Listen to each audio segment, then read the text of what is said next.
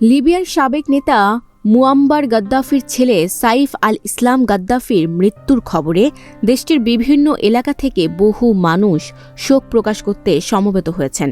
চলতি সপ্তাহে উত্তর পশ্চিম লিবিয়ার জিনতান শহরে নিজের বাসভবনে 4 অজ্ঞাত বন্দুকধারীর সঙ্গে সরাসরি মুখোমুখি সংঘর্ষের সময় তিনি গুলিবিদ্ধ হয়ে নিহত হন বলে তার কার্যালয়ের এক বিবৃতিতে জানানো হয়েছে।